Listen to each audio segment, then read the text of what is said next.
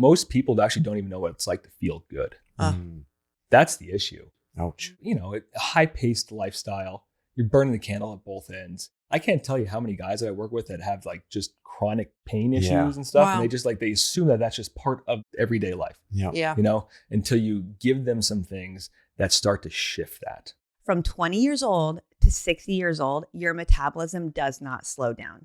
So when you turn like 40, 45, 50, and you're like, oh, my metabolism is just not the same. That's why I've gained 10 to 15 pounds, you know, whatever. It's actually not the case. What is downregulating metabolism is actually blood sugar. Whoa, this is the first time I've ever heard this. So like technically, without that challenge, there's no reason why in my 40s and 50s it should. You can't be the best shape of your life. Whoa. You get like 200 people together every Wednesday in your community. Yeah. That is one of the biggest challenges, to rally people. And I don't care what kind of business you have to be good at building community. Community, I think, is 100% key, especially brick and mortar. What we've done is...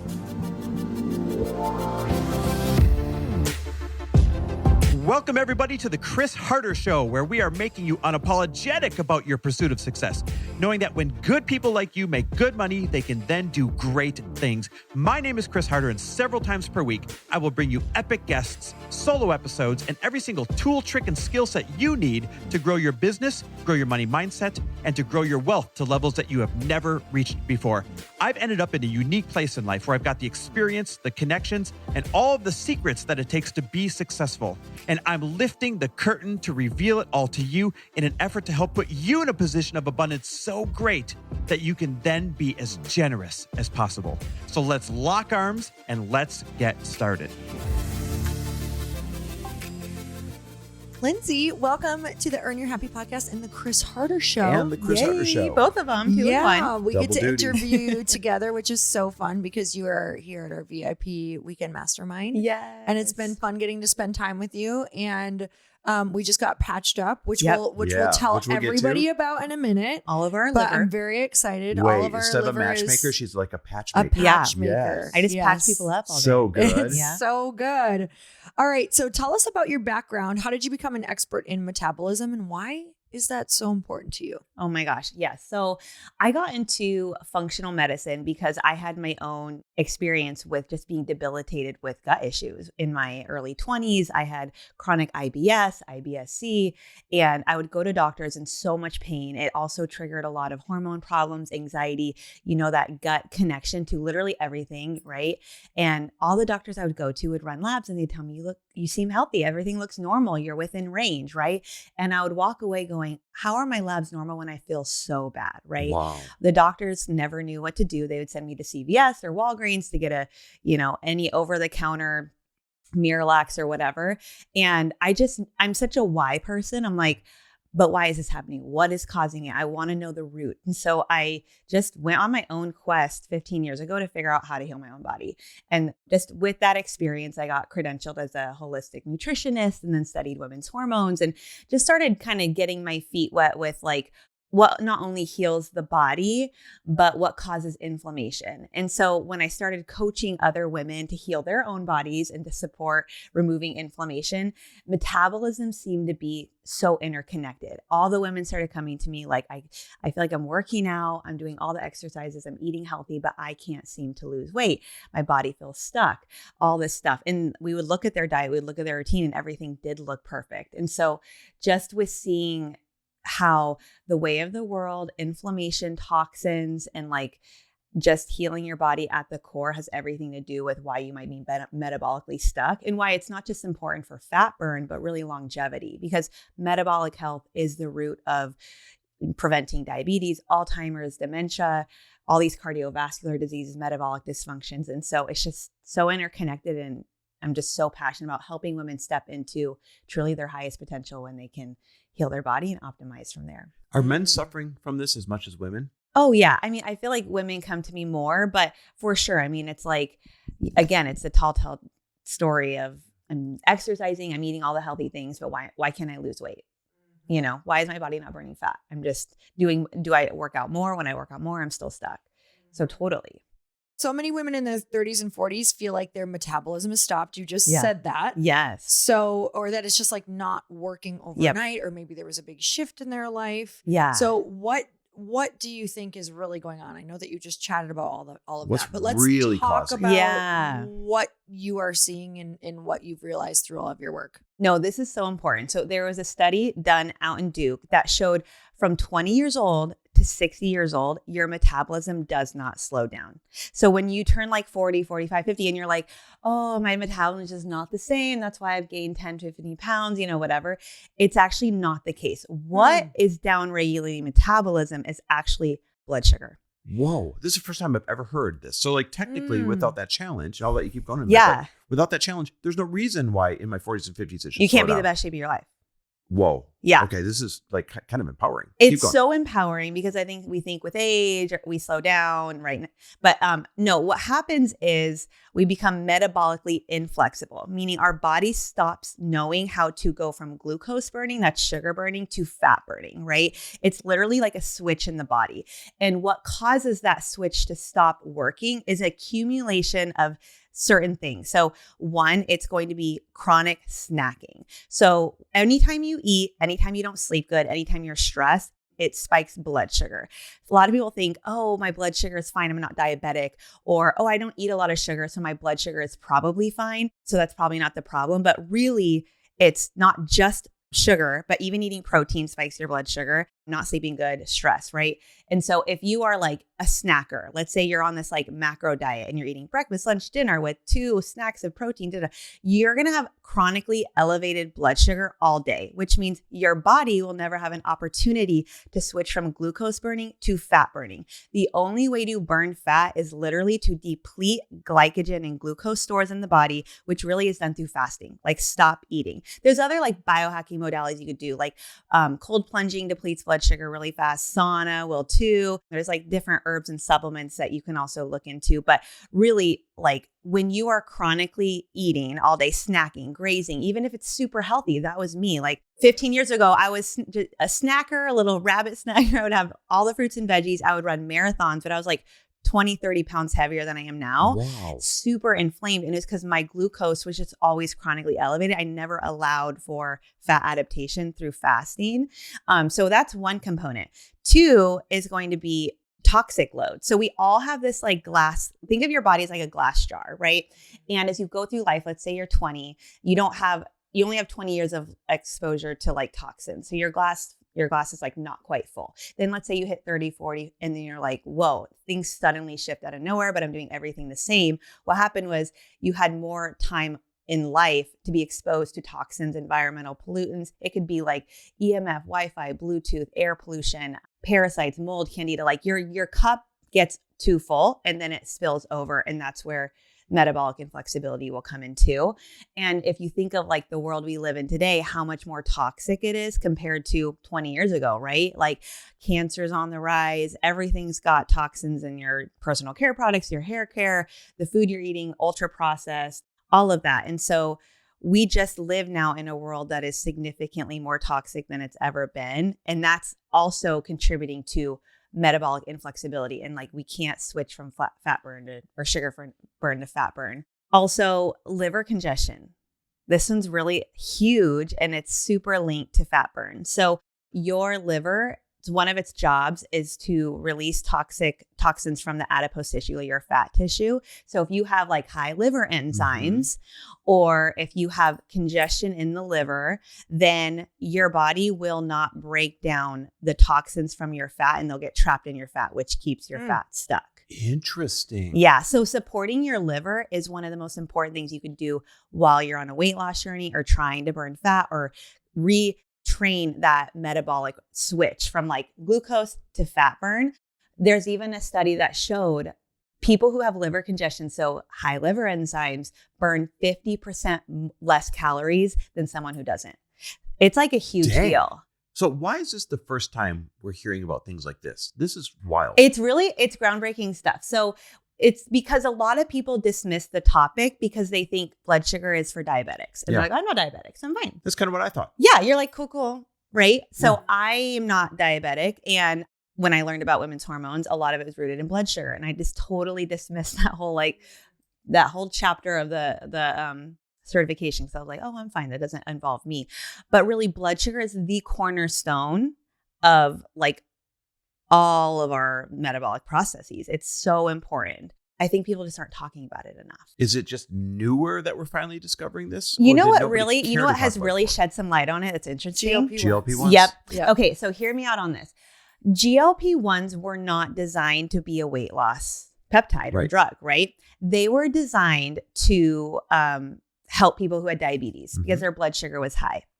What happened was biohackers and people who understood like the biology of, longevity were like, wait, if sugar metabolism and glucose is responsible for hormones, fat metabolism, preventing all these diseases, why aren't we utilizing these drugs and peptides preventatively and more so on a biohacking level, right? Like not do it because you're diabetic, now you need this drug. It's more like, hey, you're healthy, but you have some metabolic inflexibility. Let's just see what happens here if we fix glucose, fix insulin.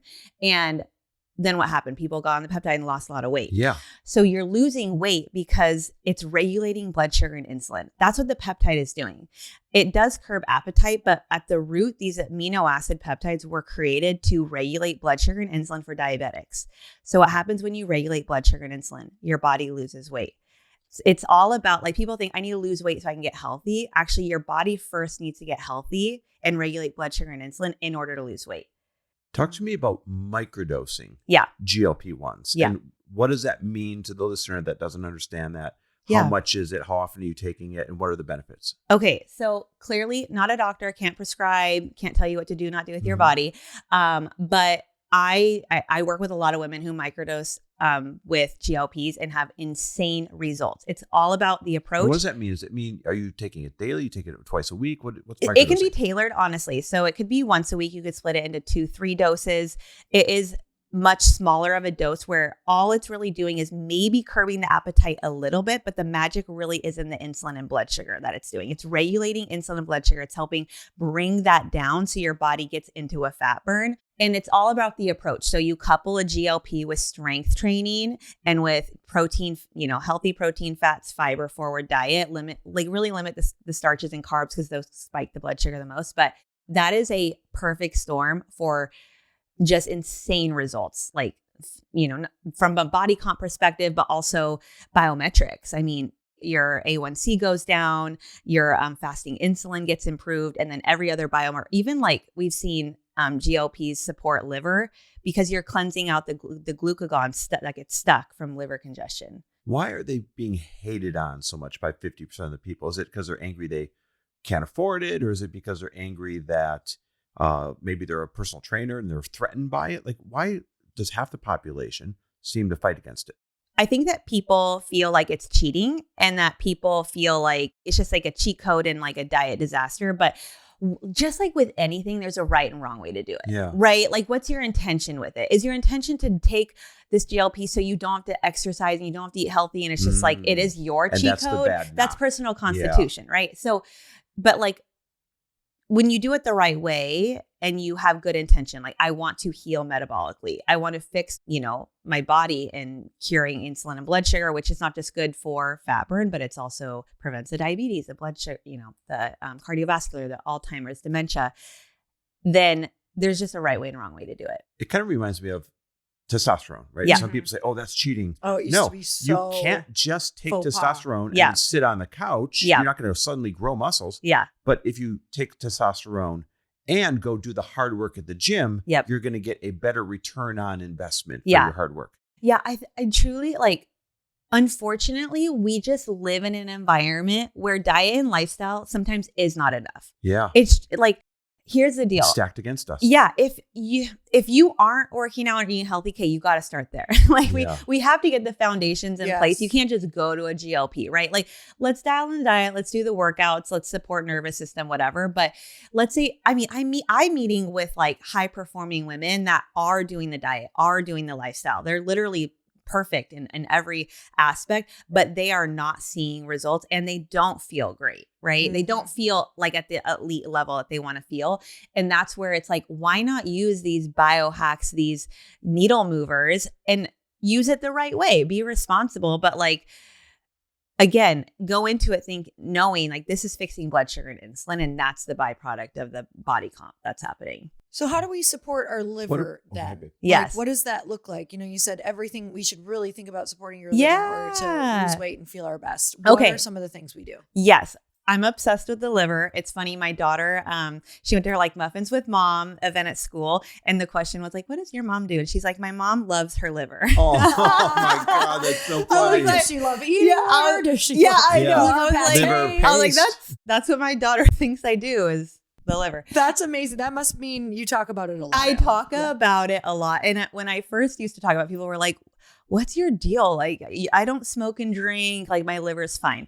But the reality is we all have downregulated livers because we live in a world, again, lots of toxins, lots of stress, unlike any other time in history. They say that our liver is now working 3,000 times harder than it's ever had to work. And so what happens and why this is so important is our liver is responsible for over 500 functions in our body. It's responsible for converting thyroid function, for storing micronutrients, for fat metabolism, for removing toxins from our body, keeping us alive, right? There's like 500 functions our liver is responsible for.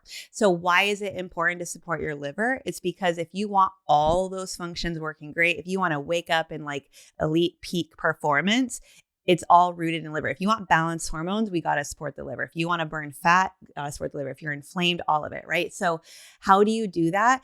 There's so many different ways. Like, well, the detox patch, of course. So you have your patch on. Of course. We need to learn all about that. Yeah.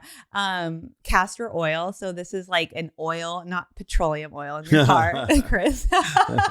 Mobile One. You asked earlier. We don't want to. I rub Mobile One all over myself and crawl in bed. It's great. Go to bed next to Lori. No, so castor oil has been used in ancient times to help with like healing and inflammation. So what we do is it sounds crazy, but you put it in your belly button or over your liver, or any area of the body where there's inflammation. I've had women put it over their thyroid when they have like autoimmune in their thyroid, or even uterus if they have endometriosis, right? Or they like have any kind of tear, muscle, whatever, like they have an active injury. So castor oil, and then with like a heating pad for 30 minutes, and that will activate like blood flow to the liver, and then it will penetrate to like start pulling out those impurities. A lot of women will like sleep with it overnight. The liver does go through a natural detox in the middle of the night. So if you find like you're waking up in the middle of the night, it could be really indicative of your liver trying to flush. And so yeah, castor oil has been really great. I love to use castor oil in the sauna. Do you guys use a sauna at all? A sauna? Yeah. Yeah. Once in a while I do. Okay. I grew up saunaing. Yeah. I love saunas. Yeah. That's so fun. I'm obsessed with sauna. That's the best way to detox. Like it's so, because your body basically gets rid of, crap from stool, pee, and then sweat. That's like your 3 pathways out. So sauna is pathway number 4. Yeah. Sauna is amazing because it gets everything out. And so I'll actually put castor oil over my liver, go in the sauna, and I am like, yeah, it's crazy. Like if I use the castor oil, I will be in an active detox sweating like crazy within 7 minutes. When I don't use the castor oil, it takes me like 14 minutes. Whoa, sweat. really? Interesting. Yeah, because I have like this gene mutation where I don't methylate or detox well, MTHFR. So I have to work really hard to detox. Interesting. But yeah, the castor oil will like cut the time in half to get me into a detox. This kind of leads us to your patches. You've created, should I use the word invented? Yeah. This really cool patch system. Yes. That does different things, different patches for different things. Yeah. Tell us, like, first of all, where'd the idea come from? Why patches? Yeah. And like, what do you got? Oh my gosh. Okay. So The Patch Method is a company that I found and started literally this year. And it was birthed from my experience working with women and sitting down with them. We're working on their metabolism. We're going over root cause, like what's causing inflammation, why their metabolism's not working. And they would give me the whole laundry list of all the supplements they were taking. And then within their labs, they're like deficient on half the things they're taking. And I'm like, okay, there is a pattern here. Why are we not absorbing our vitamins? Like what is, and then also people are just tired of taking supplements, like we're just all taking like a mortgage payment of pills every day. And I was like, I don't know about you guys, but for me, I was. Yeah. You just take them because someone tells you to. You're like, I need that. Instagram told me I need that too. No, so I was like, there's got to be like another delivery model outside of supplements, taking pills. And I started really just kind of researching like, how do you absorb a supplement, right? So if you look at the science of absorption, what happens is first, when you take a pill, your liver has to break it down first, right? So if you have liver congestion, Oh, wow. It's already not doing its job. it's not going to break it down, right? Yeah. So that's pathway one. Then after your liver, your gut has to absorb it. So we know how important the gut is with Glossy, right? We got to like support our gut microbiome. Well, if you have IBS or you're not supporting your gut, you don't have a good microbial balance. If you have leaky gut, if you have parasites, right? Your gut is not going to prioritize absorbing vitamin B or really anything. And so with that science, they've shown we are maybe absorbing 10% of our supplements right now, maybe. And that's if they are like not synthetic. Wow. Yeah. So it's really, it's a big deal. And I think why more now than ever to kind of like bring this full circle is we live in a world today, in a landscape today that is so different from any other time in history. We are exposed to so much more. Our bodies are under so much more stress, and it's causing us to not absorb. Our livers are overwhelmed, right? So that's why we're seeing all this, like, and no one feels great. Everyone feels inflamed. Like no one has good energy. Everyone has brain fog. Like all of this, our body works like so synergistically together. And it's like truly the root cause. And so with the patch method, I saw all this going on, reading about it. I'm like, there's got to be another delivery model. We got to make this easier. And I started thinking like, wait, there's like nicotine patches. And then, there's hormone creams. Like us women will try progesterone or estrogen via cream because the doctors know they can control dosage better. That actually started in the sports world. Yeah. So they would find, I could boost my testosterone by putting on some hormone creams. Yeah. And they technically weren't banned yet by sports until they caught on. Yeah. Because see, and this is all, your skin is the largest organ in your body. Everything that touches your skin goes into your bloodstream. That's why everyone too, in like the health world is like, don't use hand soap that has chemicals in it. Change out your laundry detergent with no chemicals because you're sleeping in those sheets and those chemicals are getting in your blood, your skin, your blood, all the things. And so like the knowledge is there, but it's like, I was thinking like, why are we not doing that with vitamins? Interesting. Why are we not wearing our vitamins? Yeah. We're doing it with other things. We get the concept. So then I just went to researching like how we could do this, meeting with manufacturers, working with formulators on like, what are different ingredients and herbs that work synergistically together, but not just that, like how do we actually penetrate it into the skin, into the blood so it can bypass the gut and the liver? Yeah. So with the patch, it doesn't even have to go through the gut and liver. It goes straight into the blood. So if I'm hearing it right, it creates a shortcut so that it is more bioavailable. Yep. Instead of having all these challenges that a traditional vitamin or supplement has to go through. And by the time it gets to the finish line, there's 10% of it left. Correct. Yeah. And that's why I call it like biohacking made simple. Like it's just even like traveling, you just grab your patch and go. Instead of taking 10 pills, you take one patch, you wear one patch because each patch has like up to 10 different supplements in it. So yeah, it's not only cost effective, but it streamlines your process and you're absorbing it. Do you put on a different patch every day? Does it last for a while? I'll like patch stack. So it depends on what I'm on. Lori, it's like your jewelry stacks. It Yeah, really is. honestly, yeah, it's so fun. So we launched the Metabolism patch because again, women were coming to me for that. I'm like, there's a need here. Let's bring out the Metabolism patch. So that one is very activating. I say wear that in the morning. Don't wear it at night. It's great for like wearing right before a workout because it will really activate the fat burn and the energy. So that one's a really fun one. And then so you put that one on and you feel more energy. Oh yeah. In fact, I launched my podcast and the next day I was on a podcast and I was so mentally drained. Just the adrenaline, right? You're so like nervous, such a big day. Then you're like, well, now I'm on another podcast. And I was dragging and then I like put the patch on and I had the best conversation in my life. Like I felt so narrowed in, so intentional, so focused. Yeah. Like, do you have one here? Yeah. I gave some to Lori actually. Oh, yes. I'm doing one. We're doing it. Yeah. Yes. We're gonna do a patch stack. Awesome. Yeah. Great. Okay, so that one's a hit, and then the detox patch we're wearing over our liver. We already have it on. So I always recommend wear that one at night. So in the morning you got your metabolism. You throw it's a 12-hour patch. You can take it off before you're going to bed. I have like my mouth tape and like everything out at night for me, and I have my patch ready to go. So mouth tape, patch, and detox one has sulforaphane, which activates 3 pathways of liver detox, milk thistle, which supports liver detox, glutathione, which is it is an antioxidant, so really preserves cellular function. CoQ10, again, another like fountain of youth supplement, has arnica, great for inflammation and circulation. Some Chinese herbs, like really powerful. So hypothetically, if somebody walked into a restaurant last night and they were handed a glass of champagne and he drank it, and then his buddy bought him an old fashioned and he drank it, and then the waitress brought him a martini, so he drank it. Yeah. The liver patch is probably a good idea. It is a great idea. There's nothing better than like I'll even be getting ready for a date night. I'm like, hey, we're going out for some wine tonight. Got to put my detox patch on, got to support the liver. Put all the patches on. I know.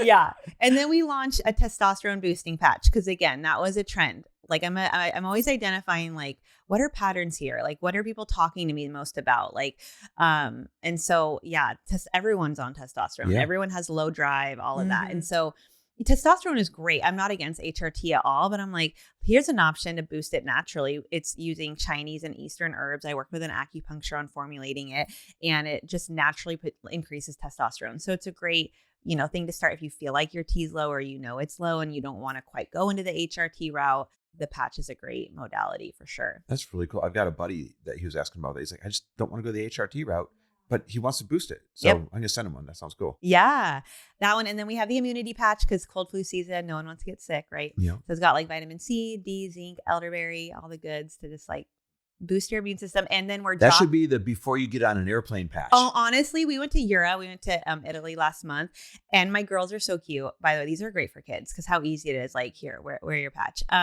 So we were on the plane. Yeah, I'm like immunity detox because radiation flying. If you ever like get puffy, like when you go on vacation, you're like, why am I so puffy? Like, oh.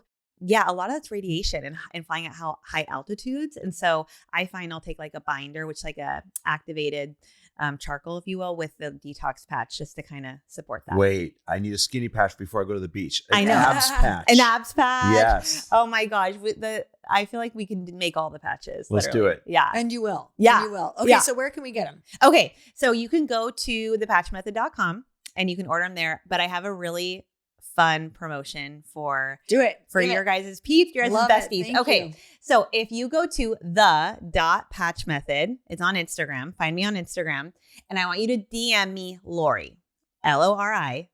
And the first 20 people that do that are going to get a free patch kit. Oh, that's cool. And then everyone else is going to get $20 off their first pack. That's so cool. exciting. Yeah. Oh, it's so nice of you to do that. Yeah. So just find us on Instagram. So the.patchmethod. Okay. And DM Lori, Lori. Lori. Yep. And it'll just perfect. They'll automatically either get the free ones or the $20 they'll off. know. Yeah. But so race there, run, don't walk. Yeah. And the first ones get free. And then that's we'll do awesome. Yeah. Our That's goal so is kind to of you. catch everyone up. Yeah. So kind of you. That's so exciting. Well, thank you so much for coming. Yeah. on. Yeah. Thanks I feel so like much I for learned having so much so quick. I heard things that I've never heard before. Oh my gosh. That once you hear me, like, damn it, I could have just been doing this the whole time. I could have, Yeah. You'll be surprised. You support your liver, like you'll see crazy shifts.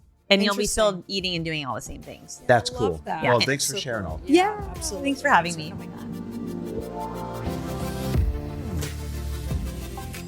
Ashley, welcome back to the podcast. You're on the Earn Your Happy podcast and the Chris Harder Show. It's funny because I've been joking, this is your second time on the show, and a couple other people were as well that we recorded over the past couple of days. I'm like, you're becoming our resident expert on blank. So in your case, you're becoming our resident expert in Pilates and the business of building a Pilates. I love that. And truly an expert, because I want to say, like, watching you from even the last time you were here and what you have created with your Pilates studio, and can I just say Pilates community, you're doing something that is insane to me, which you probably don't even realize, but you get like 200 people together every Wednesday in your community. Yeah. To go do rooftop Pilates. Mind you, you have a physical location. 2 of them. To get 200 people together, I think people who are really good at it naturally do not realize that is one of the biggest challenges, to rally people to come together around something. And I think that alone is where I want to start with how you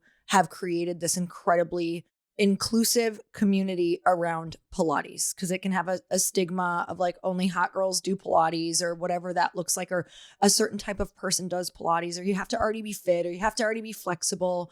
And I think what you do is bring it's so approachable for all people, whether you're already really into Pilates or whether you have a different body shape or whatever you believe. And watching your stories, because you're in Vegas, but watching who all comes together, I'm like, I want to be a part of that, because it's really a movement that you're creating. Thank you. Yeah, that's exactly the goal. It's like a movement for movement, actually. Like, we're really blessed because Pilates is in the culture right now. People are talking a lot about Pilates, but that's also kind of a curse sometimes, because people might see a vision of Pilates and think, oh, that's not for me, for whatever reason, whether it's like the complexity of it or the athleticism of it, or just even seeing a hot, beautiful woman in a perfect outfit and just think, oh, like maybe I'm almost kind of like that. Like, when I get to this place, I can try it. Right. So kind of trying to break through that and just get anyone who is called when they see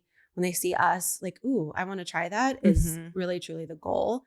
And what's really cool about so we did in the summertime, we did sunrise, because in Vegas, it's really hot at night. Well, it's really hot all the time. Yeah. But we did sunrise, and there was just something so magical about like 250. And I would say our rooftop classes are probably pretty equal, men and women. We have actually a lot of guys coming out to this class, and just watching like the sea of people on a roof, like, you know, working hard, like planking, and, you know, Pilates is not necessarily easy, but everyone, it's approachable. Like, we layer and they have a place to start, but seeing all of these people doing this together, and then afterwards grabbing coffee, or, and then when we moved it back to the evenings, it's a sunset and going down for happy hours together and things like that is just really cool to watch. Cause taking an hour of your day to go do something, because you have to drive there, you have to park there. It's hard to do in the first place, but to get people to come do it for movement is really a blessing, and it's so cool to watch. I want to follow up on this because Lori already emphasized it, building community. And I don't care what kind of business you have to be good at building community. You gave a couple good examples, like the rooftop activations. What are some other things that you've done to build community because you're doing it so well? Yeah, community, I think, is 100% key, especially, well, I think obviously it works for both brick and mortar and a online business. But with brick and mortar, you see your competition right across the street sometimes. Whether it's a restaurant or a fitness studio. And so what we've done, and what I think is kind of where I started, because when you're new, you kind of just are just throwing ideas out there, but giving our clients and people that are finding you, whether it's on Instagram or through their friends, an example of someone who looks like them in the space. So a lot of diversity in our staff, a lot of diversity in our team, the styles of music that we play, the styles of classes that we have on our schedule. Like, they're not all advanced, they're not all beginner. We're giving a lot of variety and times for them to come, and kind of just showing them that it looks like a lot of things. It doesn't look one specific way. And hopefully in that way, you will see yourself somewhere in our community. And then involving other businesses in your activations, not just like keeping it to yourself. Oh, that's smart. Finding other collaboration. Collaboration, yes. And collaboration within your community, not just a national brand, like not just like getting a water brand or energy drink. I think finding, like, for us, it's other wellness or beauty or clothing. Like, you know, I have a local girl who makes swimsuits who's going to do an activation with us. And, you know, so there's just a lot of ways and creative ways, I think, to bring other spaces. And it's one of those things that I know Lori preaches a lot, but like, what can I do for you? So it's like, we're helping each other out. Gosh, you do so well at it. I love that. Okay, so we want an update, because last time you were on and your podcast came out, so everybody may have already like heard part of your story. Last time you were here, you were talking about the move into a bigger, more exciting studio, and you had just completed the build out, but you were also worried about whether or not your students would follow like the 4 miles, because it was like very different. People were kind of putting up a like, this might be challenging. Tell us all the updates. Yes. So as of today, we have been in the new space for about 2 weeks. So It's still very fresh. We're still, I've been loving the stories. We're it's still so like, beautiful. paint is still drying. But the space has been received so well. I think we prepped them in enough time to give them like chance to wrap their head around like, okay, well, the drive might be farther for me. It's for some, it's closer. So we had like a win-win for a lot of people because they were super like, that's closer to my home, which is beautiful. But the people who I think at first were hesitant or resistant, kind of had some time to think about it and kind of wrap their head around whatever the commute might extend to. And then we really packaged it up with like, we're offering you guys more. So yes, it's more space and more reformers, more people can get off those wait lists. But also we added 2 other classrooms that we've already started sprinkling in other classes. And I can't believe how excited people are about the other equipment. Like Pilates actually has more than just the mat and the reformer. There's a Cadillac trapeze contraption that is, I want to try it. Yeah, it's super fun. And then there's a chair and there's spring-loaded other exercises. And I just having them, we did a glass door so like people can like walk past and like peek in on their way into the reformer room. And I can't build the schedule up fast enough. Like the new classes are already filling up, which is incredible. And it's giving people variety. It's still Pilates. We're not really changing. It's not like we're adding a whole new method to confuse the messaging, but adding more for them to try and shake up their day and, give them something more like another exciting thing to try. That's so smart. I've actually not seen a studio like that I've been to where there's a lot of different options, because if you like one form, you might like the other form. And I also love that you did glass doors because that's already your ideal customer to be like, look at this. It takes a little bit of the intimidation factor away with also making them curious. And one thing I know about people is most people like variety. So if I ever, kind of get bored with one class, you have multiple challenges for people to move into, even if challenge just means something different than what they're used to. Yeah, love that. Mm-hmm. And that's smart because it retains, like retention is a big thing in business. Mm-hmm. It retains your students when the natural human need for curiosity takes over. Yeah. Right? They're either going to be like, oh, maybe I should now go try bar. Maybe I should go try this. But instead of them having to try something radically new, they can try the different reformer, they can try the different class, that kind of thing. So it helps out with retention. And you're absolutely right. People naturally, whether they love Pilates for life, they still might want to try something different because your body just craves it. Yeah. So I think this is a great way to like keep them in our community, even if they still, branch out and go to yoga or go to CrossFit. When they're with us, they know that they've got a couple other options than just the same class, especially if like the hardest part is like scheduling. We can't forecast when all of our advanced clients want to come. And so like if we put like a Reform 2, more advanced class on at 7 a.m.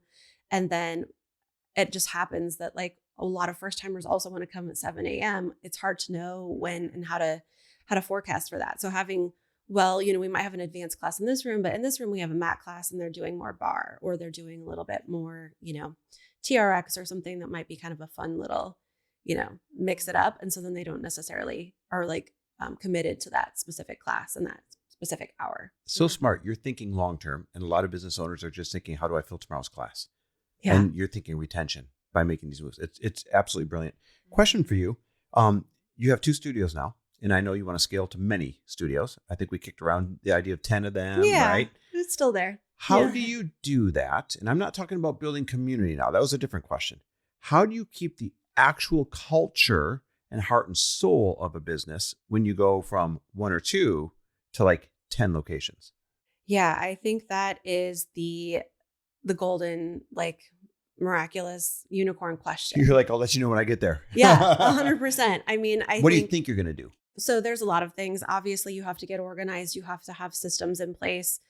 And I think what I'm really coming to find is that hiring, obviously making beautiful hires of people who also love the community as much as you do, so that even though you can't clone yourself as much as we try, that people are experiencing the same types of experiences in each place. And I think that part of what we do, and in not just focusing on aesthetics or not just focusing on certain people, certain body types, we're creating a lot of magic within. So we have staff that's keeping the community and keeping the soul of the brand together, but so are our clients. Like I see our clients like, oh, you're new here. Let me show you around. Yeah. So it kind of just trickles down throughout the whole space if you set the tone.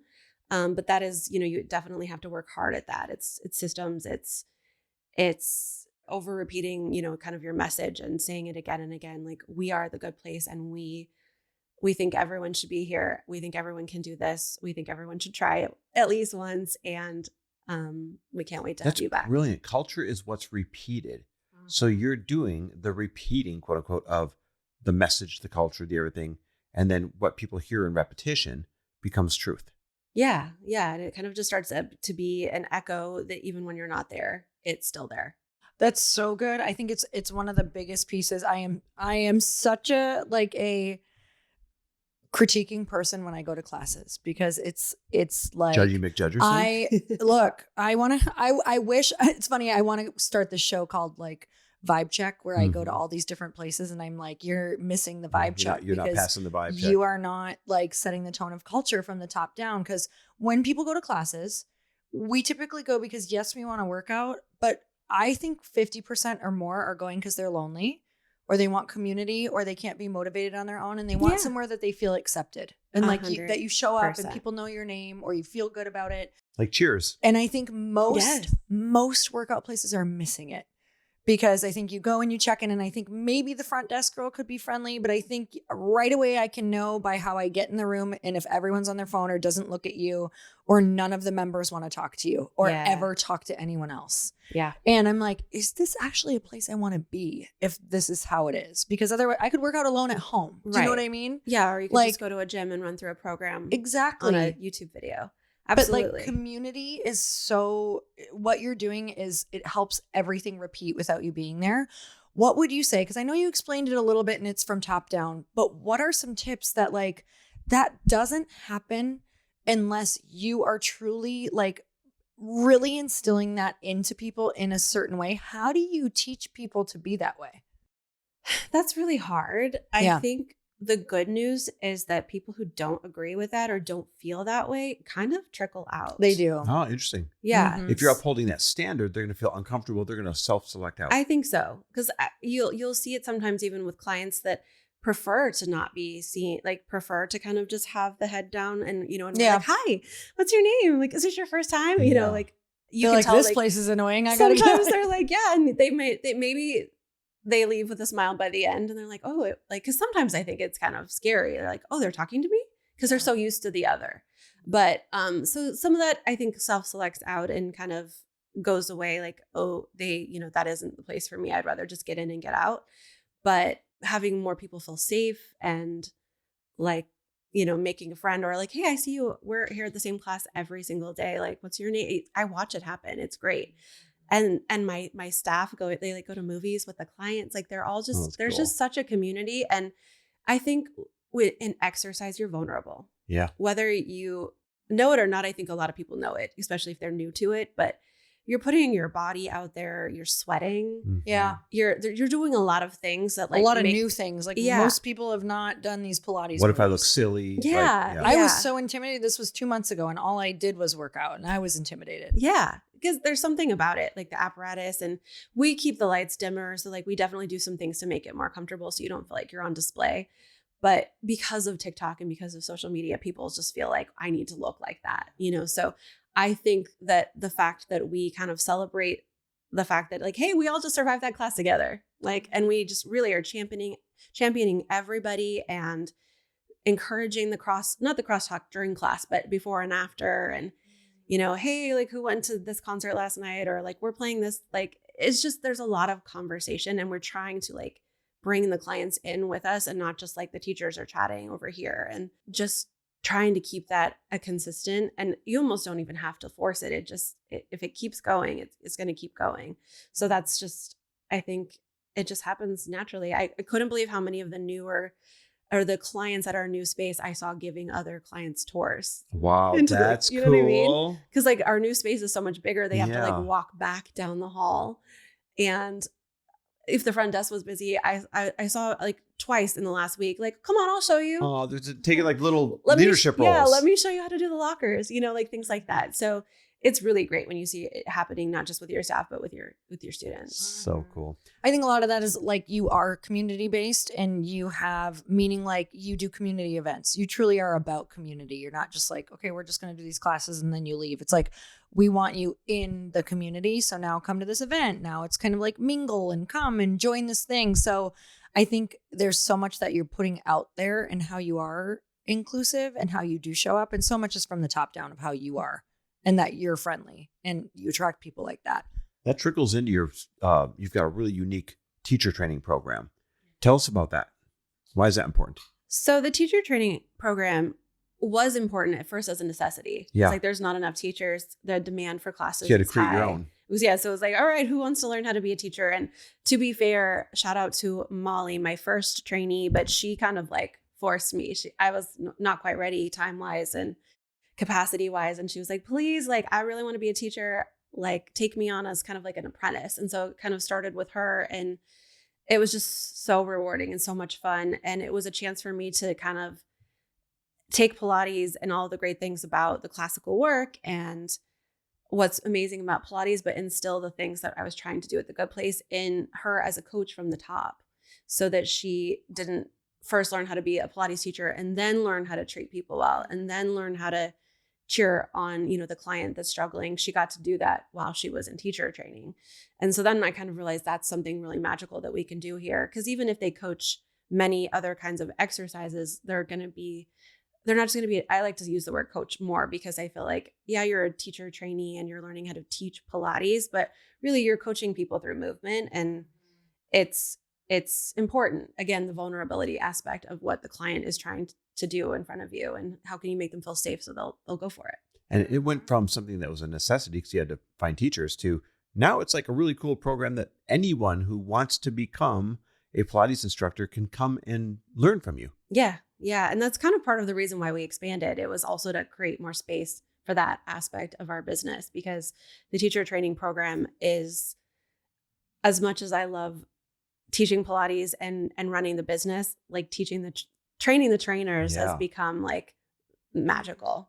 And it's just so much fun. And then watching them grow, like watching them take their first class to their first group class to, they've been teaching on that rooftop with me. Yeah.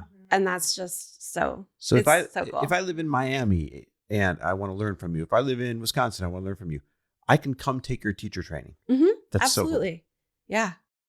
And can you do it online yet, or that's coming potentially? Online will be coming. Okay. Right now, it definitely is in person. Because we did expand, we used to have a program where it took about 6 months and you would come on weekends.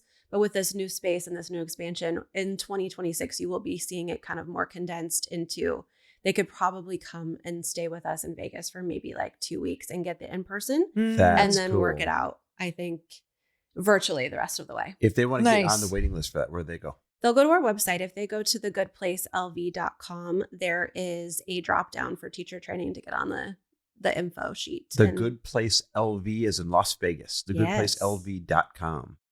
If I wasn't doing what I'm doing, I would. You would. I feel like I would love. You would. Be I used to love perfect to teach Pilates like coach. boot camps, but I'm like now I'm like this would be so. I mean, listen, never say never. Next chapters. Honestly, I know a lot of women who we're meeting because we're going to Pilates, me and my friend, and we are meeting so many women who have other jobs, but they love being a Pilates teacher so much, Pilates coach.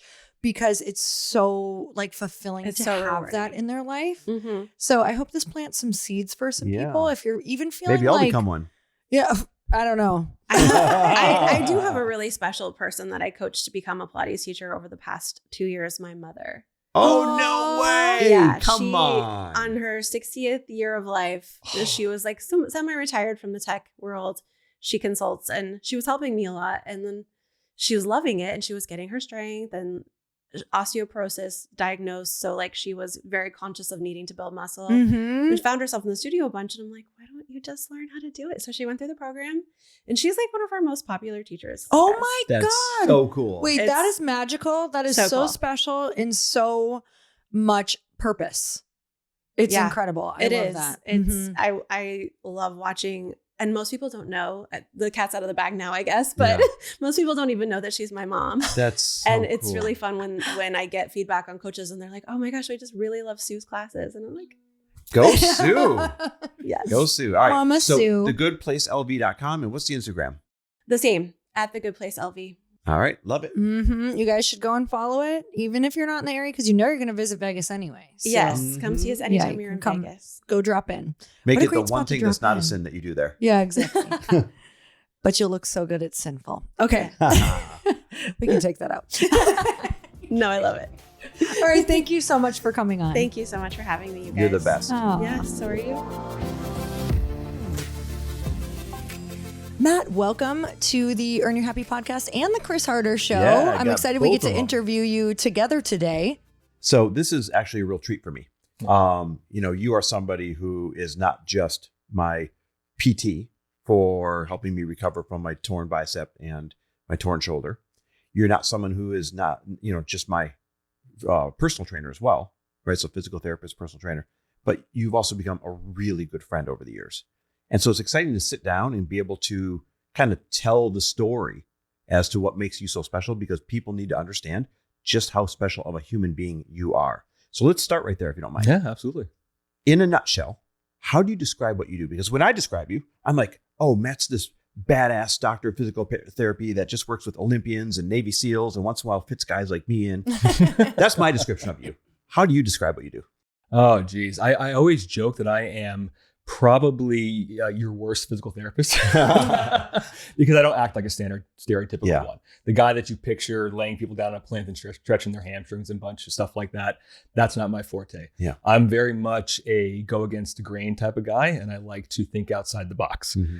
And with that comes a lot of practice of solving puzzles. And that's my forte. Yeah. I'm very much a puzzle solver. I love diving in deep and seeing what each person's unique dots connect to form to help them move better. And that's really where I enjoy thriving. So I love to tie in all of the different disciplines in the whole entire allied health profession, which is your psychology, your strength conditioning, your movement science stuff. And so I use all that to create a pattern that is uniquely yours. And that's how we develop and reverse engineer a program to get you better. It's not a very siloed, like we're just going to focus on your shoulder, for example. Yeah. You felt that. It wasn't just your shoulder. No. You're looking at Whole the body. whole body, the whole system. And that's where the magic happens. And everything's changed. It wasn't, hey, let's just get your shoulder and bicep back. It's now my posture is better and I feel lighter on my feet. Like things that wouldn't be normally related to recovering from a shoulder and bicep surgery. What's the difference between working with a civilian like me or an Olympic athlete? No, I know it probably sounds funny. Don't downplay yourself. I've got to assume, you work with mostly Navy SEALs and Olympians and then got a few guys like me. You're an Olympic entrepreneur. Yes, I'm an Olympic entrepreneur. But what's the difference? So how do you approach those differently?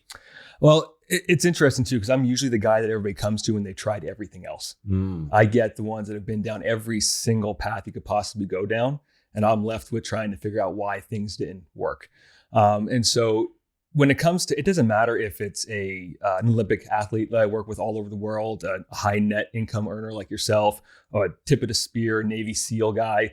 Everybody has a human body, right? And so we all abide by these very, very similar principles, but it's really just about making you exceptional. And that's really why you came to see me from the beginning as well. True. I wanted to be the exception. You wanted to be the exception to the rule. And so it doesn't, like I said, it doesn't matter if you're an athlete or just an everyday civilian, as you call it. Everybody has a body, whichever means everybody has athletic potential. And that's the foundation that we work from. Who works harder, me or a Navy SEAL? There's a very, very, I give you a lot of credit, dude. I love our sessions together because you bring the energy and you bring it, and it's so much fun. And it's been a joy, and it's been so much fun watching you progress over the last few months with everything too. And it's a testament to how much you put the work in and you see the results from it. And to be fair, the SEALs will put their head through a wall to spite their body, but you do it a little bit more intelligently. So, that's a good answer. I will tell you, it's been so much fun having him work with someone like you and at your level and just who you are and how you are, just the type of person that you are and how you show up, because it's actually impacted even myself and our relationship. And I think it's so important for people to hear, like, when one person in the relationship is working with someone amazing and is kind of going all in on their health, like it really does lift everybody up, because he comes home and he's excited about the progress he's made. He's excited about what he's learning from you, because it sounds like you take like a very teaching approach as well for them to understand what they're working through. And so it's been such an awesome thing for our lives, because I'll say that when, you know, he quote unquote broke his shoulder, like tore his bicep, like that was a defining, I think that's such a defining moment for people when they come to you, of their character, of what they're choosing. Like, am I going to get better? Am I going to find someone who actually believes that I could get even better than when I started? Or am I going to let this be like the thing that, oh, I tore my bicep, everything went downhill from there.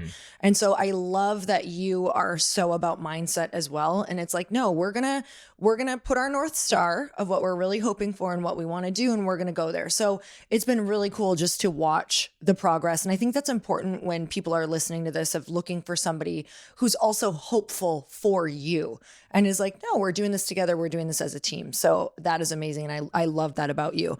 So for somebody listening who feels stuck, maybe they've tried every diet, every workout plan out there, what's the shift in the mindset or strategy that they need to really like reclaim their power for their health? I think it all has to start, and this is from my personal perspective too. Like, my whole goal with anybody that I'm working with is to develop the rapport and then instill confidence in you. It's really all about buy-in. Like, you knew about me, you knew what I did, but you didn't really know how I work, how I operate. And my whole goal in the beginning is, let's educate you enough to understand why you're doing what you're doing. Yeah. And that serves as the foundation. So I think that most people, when they get into the physical rehabilitation space, or they're working through an injury or want to achieve some type of a goal, they never stick it out long enough. Right? We all expect this really big, immaculate recovery. We expect some type of really quick fix. That's the mindset of the instant gratification world that we live in right now. And it's just not the case when it comes to rehabilitating from an injury or achieving some type of performance goal, like getting that 1% better that I do with my athletes. And so everybody wants to be optimal, but they don't know how to integrate everything together. And so I can get you strong. I can make you strong in 6 weeks. You'll feel stronger. I can hypertrophy muscle in like 12 to 14 weeks. Not a big deal.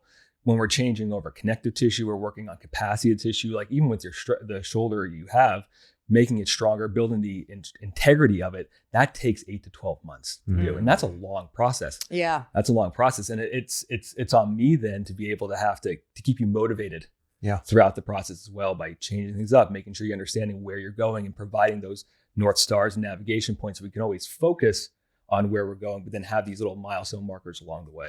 Where do most people give up? So I know everyone asks you like, oh, you work with high performers, what do they all have in common? That's a great question. I think the better one is, where do most people give up, or where do they drop the ball that you wish they wouldn't? Right at the halfway mark, typically. Wow, really? The halfway mark. Yeah, because listen, a lot of PTs are really good at reducing pain and eliminating pain. Pain is just information, though. It's telling us where we need to start to pay attention to in the body. And like, even with your shoulder, I'm sure you've had some type of pain going on inside that before you even tore the biceps tendon, right? Yep. And so it's telling us that it's there that we need to address. But pain is never a great metric of success. I can give you a rub down right now on the shoulder, Chris, and you're going to feel better. Let's get out of here. Yeah. Take the shirt off. He's like, that sounds great. Let's let the people see your progress so far. Yeah, oil them up. Looking broad and beefy, baby. Anyway, so they stop when things start to feel better. And that's usually the point where you got to like make it suck just a little bit more. Interesting. Yeah. They have to find the pain point. Wait, I talk about this a lot. Like, good is the enemy of great. And so the reason why people typically don't do what it takes in business, because that's where I apply this, is things get pretty good. And so they stop feeling any pain points. And this is where I tell them they have to manufacture pain points. Like, you have to picture, if you don't go this far, what are you going to be without? Who's going to suffer? What is something catastrophic that can happen if you don't keep going? You have to manufacture pain points when things get good, or you take your foot off the gas, or in your case, like you said, quit. Yeah. And it's really interesting too, because we reduce the pain. People they're feeling good and they want to go right back into whatever high level activity they're doing. But that's also kind of like the sticking point, the weak point, where it's like, ooh, maybe you're not actually quite ready there. Maybe the tissue doesn't have the capacity to handle all the jumping and landing that you want to do, or going out and playing like flag football. And then, all of a sudden we're tearing Achilles and rupturing ACLs I saw 3 of them when I was at Duke doing my doctorate, just like 22-year-old kids. Dang. Yeah. Yeah. So it's all those like we don't see it coming moments that happen after the fact. So we need to focus on what that ultimate goal is going to be, but then also understand that we have to manufacture those pain points. So I will challenge you to do things that are going to make you uncomfortable and push you to that next level. That makes sense. Mm-hmm. This is literally all I can hear are the parallels to entrepreneurship. Yep. As you're talking, I'm like, it's exactly the same. I feel like people quit at the halfway point, and you have to manufacture new pain points in entrepreneurship of like figuring out new skill sets or what's going to happen if you don't reach your ultimate goal, like pulling that pain forward. Mm-hmm. So for mindset, because I'm so interested, because I know that that's such a huge piece of what you do. Mm-hmm. I mean, like, I think it's probably outside of, obviously you study and you're brilliant in what you do, but to get people to keep on showing up, like what would you say, because you do work with such extreme athletes, Olympians, people who are insanely like wealthy and successful, what would you say that you have noticed from just everyday people in your life? What is different about them? Yeah. Oh, that's a fantastic question. It is coming down to that mindset too, because what I have to do as a PT, I think as any coach is trying to get somebody where they can't take themselves. Mm-hmm. Because that's how I view myself. And so the ultimate goal is to be able to figure out why they think the way that they do. Mm-hmm. How does their brain work? And what's really interesting about the parallels between all the entrepreneurship and the high level military personnel and the Olympians as well, or professional athletes, is that they are all in a mindset state where they've achieved so much, and they're trying to get to what that next level is going to be like. Mm-hmm. What's going to help them get that 1% better, and they're willing to typically try anything at that point.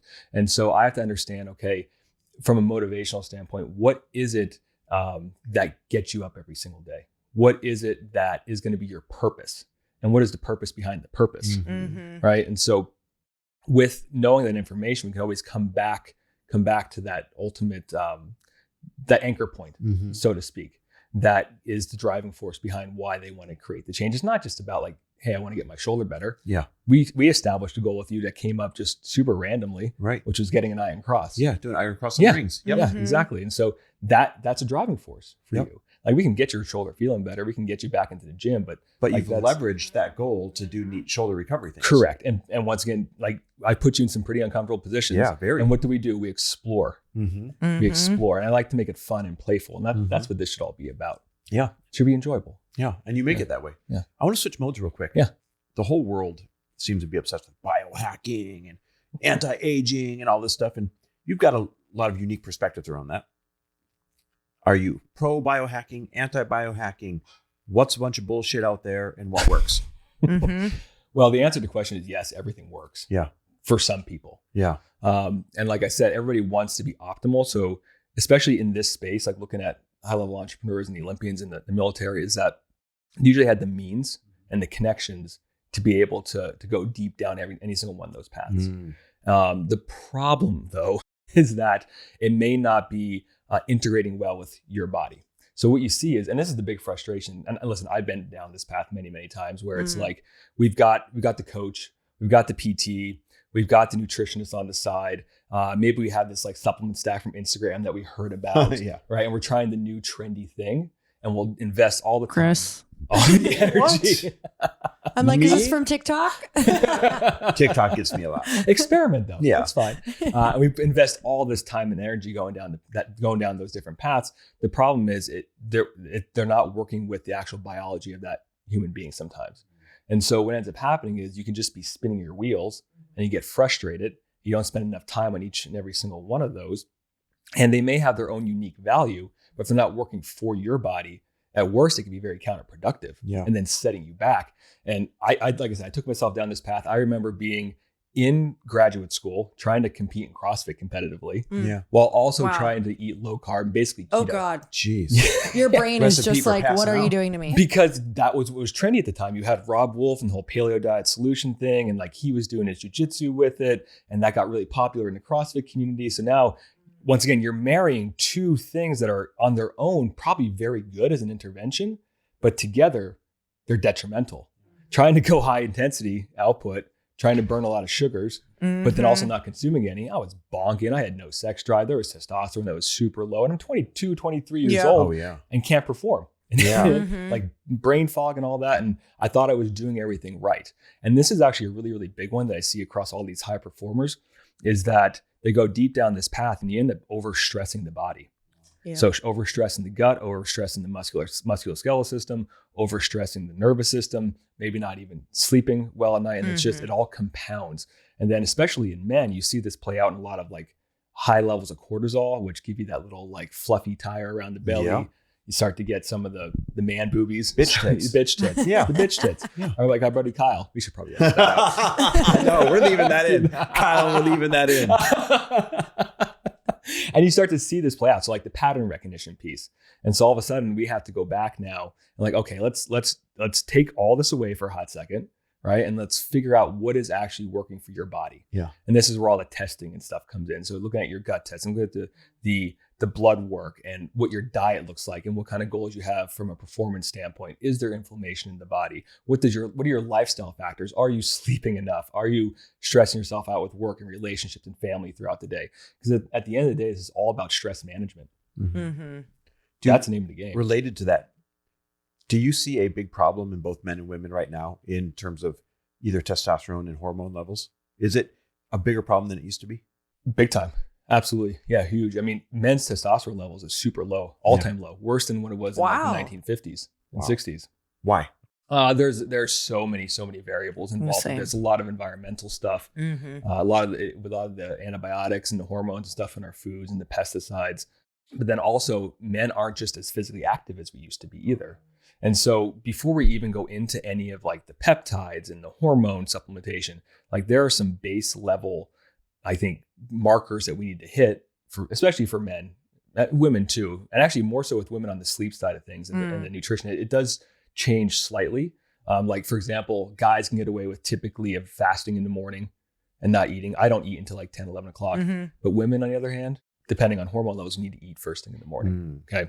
There's little nuance changes like that. But for dudes, it's like, are you sleeping enough? You're getting like 7 to 8 hours of restful sleep too, not just the hours in there. Are you eating enough fat to optimize your hormone levels, enough protein to support your muscle mass, enough carbohydrates to support your energy level? And then are you lifting heavy shit? Yeah. Plain and simple. If you're not doing all three of those first, that's where we start. And then we can start going down into the weeds of all the other exogenous type of supplementation once we get those at a base level. Yeah. So like, don't get into all the fancy injections until you at least do the low hanging fruit. Exactly. I think I see a lot of people do that. They're like, I'm just going to inject all these peptides and do all this stuff. And they're not even doing the low hanging fruit, like eating the right number of meals. So it's all kind of for nothing. Exactly. And so like all that stuff in and of itself, once again, all good. Like the peptides create angiogenesis, blood flow throughout the system, reduce inflammation. But like even for your shoulder, if we inject all the peptides and stuff into there, yet we're not changing the way the joint's being loaded, what's the point? You know, we can heal the tissue, right? But then we're just gonna go back to square one and maybe you can get it back to a baseline, but that's not what it's about. It's like superseding that baseline and setting a new bar. That's interesting. What would you say to somebody who's listening to this and they're like excited to go on the journey, but also intimidated to be like, yes, I really, really want to like set these standards for myself. How would you describe to them what type of life and mind, like mental kind of like shifts are waiting for them on the other side of becoming someone who identifies as like a very fit person with high standards? Well, I think are you talking about somebody? Who might that be, Lori? Oh no, I literally was talking to myself. In all honesty, I was like, tell me more. Tell me what else is waiting. At the end of the day, like I think as humans, we're pretty simple. We want to look, feel, and perform better. Like look better naked, perform well, the things that we want to do from the activity level, and just feel good naturally. And so we have to provide a gift of contrast to them from a mindset standpoint. So most people actually don't even know what it's like to feel good. That's the issue. Ouch. That's the issue. Because like, you know, a high-paced lifestyle, you're burning the candle at both ends. You think you're trucking along and moving at what's supposed to be quote unquote normal. I can't tell you how many guys that I work with that have like just chronic pain issues and stuff. And they just like, they assume that that's just part of the everyday life. Yeah. You know, until you give them some things that start to shift that. Mm-hmm. I grew up in a family like that. Like they are all in pain all the time since I can remember. Mm-hmm. And that's usually the big motivating factor. Mm-hmm. And that's where it's like, yes, we can do some of this like manual therapy and hands-on work and stuff to establish some pain relief. Because typically when people are feeling less pain, they're more motivated to keep going. Mm-hmm. And so it's about giving them those kind of pieces of low-hanging fruit and then starting to establish these more robust lifestyle changes later on that keep it going. So I want you guys to feel better week after week, month after month, knowing that the way I describe this to people, it's kind of like a squiggly line on a graph. Type of a thing. Like you're going to keep getting better, but there's going to be days where you're feeling down. Even when recovering from injury, you're going to have days where actually you're moving really well, but your pain is higher. There are going to be other days where you don't have any pain, yet you feel like you're moving like dog shit. Yeah. And so they're not necessarily like linear like that or correlated. And so the point is that every day we're still getting better when we're trending upwards and all that. So to start to put a bow on this thing, first question for somebody who touts themselves as a doctor of physical therapy and works with Olympians and Navy SEALs, you have incredibly small arms. Does that ever show up as an insecurity? His arms are like tree trunks. So. Okay, no, real question. For the average person listening, right? They're an entrepreneur. They just want to be healthy and wealthy. What are 3 either habits, traits, or moves they could borrow from your Olympians and Navy SEALs? Ooh, stay consistent is a big one. That's kind of like a mindset piece though, too. But whatever mode of action you're going to be taking, whatever type of workout that you're going to be doing, stay consistent with it. It's not about burning it down every single day. It's more about the little, like the way you would eat a whale, one bite at a time. Yeah. And so it's little small efforts that build up over time that make for the great success. I call them movement snacks. Yeah. So we have our workouts, right? But if you can implement little movement stacks, little mobility drills throughout the day that are like 3 to 5 minutes here, like when you're standing at your desk, something to do on the floor, those little bouts of a stimulus or a dose, think about it as like a dose, those are what add up over time. I thought you were saying movement snacks. I did say movement snacks. Oh, you did? And then I heard stacks. So I was like, oh, I'm hearing snacks. They can be stacks too. Snacks are way better. Yeah, snacks are so way we have better. our full meal of the training session, but then yes, the little movement consistent snacks. This is why Chris is still with you. Throughout the day. All the snacks. Lori, Matt said I have to have these consistent snacks. Okay, so the first one's consistency. Yes. What's the second and third, either trait, move, or habit? The next trait I think would be to be eating enough. Eating enough. It's a good one. Because most men undereat. Yep. Absolutely. And so starting at a base level of getting enough protein in is number one. Like that, they regulate your energy. It regulates your energy. It regulates how full you feel. And it also helps regulate the hormones as well. So if we can get enough protein in throughout the day, and so for me, I'm 215 pounds. I'm eating around 215 to 240 grams of protein a day, just as a base level to keep myself what I have now with these arms. Now, if I want to get bigger arms like you, then I'm going to go ahead and have to bump that up a little bit. Of course. Okay. Maybe double it. Maybe 300-400 grams of protein to get to your level. Do you offer tickets to the gun show today to everybody else? They're sold out. Okay, sold out. They're sold out. Fantastic. What's the third trait? The third trait, so we got our movement snacks. We've got our eating enough. And then the big one is going to be the sleep component. But it's not about getting enough. It's more so about your consistency and your timing once again. Do you recommend someone get like a Whoop or something to track their sleep? Or a Ring, Whoop, whatever, the Garmin watch. They're all great. Some are better than others. Like the Oura Ring has the best, I think, in the way of data collection, and they have the less error rate on them just because of the way they're designed. But it's really not more so about that. It's more so about trends over time. So whatever data you're collecting, are you looking at this over a long run and then understanding how the patterns are playing out? That's a big piece. And like just to kind of hammer home the sleep stuff, it's more important that you like go to bed at a consistent time, get up at a consistent time than it is about getting like a solid 8 hours. Wow. So, interesting. Like if you're going to go from 10 to 6 at night, and there is an anabolic window in there too. Yeah. We produce the most amount of hormones between 10 p.m. and 2 a.m. Okay, so if you're not getting to sleep within there, you're missing out on a really wonderful window. So you want to be sleeping by 10. Sleeping by 10, ideally. Yes. Now, does that happen all the time? No, but like it's going to be a different profile. If you go to bed at midnight and get up at 8, yes, you're still getting 8 hours, but you're also missing 2 hours of that window. This is interesting because those are 3 things that anyone could do. And they might hear that like, how big of a difference can those make? Consistency and eat more and sleep. Like I was looking for the real hacks, bro. But Those are that the real really hacks. is the real hacks right there. That is the bedrock. It is. Of you being able to really live into a life of health and energy or not. So kind of as a closing question, I know that you don't work with many civilians, but you do a couple of them. And you're willing to travel to them. You have kind of really cool monthly program. And I know it's really limited. I mean, I think you have room for 2 people, maybe. And I don't even know if you're taking 2 or not. I just know that when we've had conversations, you're like, oh, I think I could get up to this with my schedule. And you're willing to try, like you fly to a certain royal family that we won't name overseas and work with them all the time. You fly to a family in London all the time. So no matter where they're listening from, if somebody is a mega high performer and they want to work with you, how do they get a hold of you? What should they do? The best way to get a hold of me is going to be through email. It's going to be our best. Okay. Best Give that email. Matthew@rootedinmovement.com. Say it again slower. Matthew, 2 T's, at rootedinmovement.com. Rootedinmovement.com. ROOTEDINMVMNT. Matthew with 2 T's at rootedinmovement.com. We'll also put it in the show notes, you guys. I thought I was being so freaking clever with that whole movement thing, movement, vitality, mindset, nutrition, and training. And then I say, and people are like, what? Yeah, terrible. Terrible. We got to fix it. Terrible. Okay. We got to rebrand. And Instagram, where can they find you? Instagram's great. At Rooted in Movement. At well. Rooted in Movement. Yes. Lots of shirtless videos on there. Yeah. So ladies, just go for the shirtless videos. I know. I just saw Kaylee just looking up right now. They're going to be like breaking their knees and their arms. Yeah. Oh, God. Oh, I broke my knee. I need you to come work on me. When's my flight?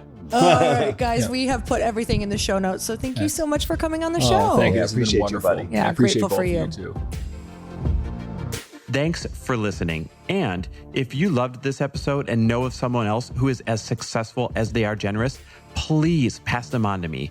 It would mean the world to me if you help me get this cause and this message out to as many listeners as I can. So please, if you liked what you heard, it goes a long way if you take 30 seconds and leave me a 5-star review and share this with your friends. I'll be forever grateful. And until the next episode, cheers to your success.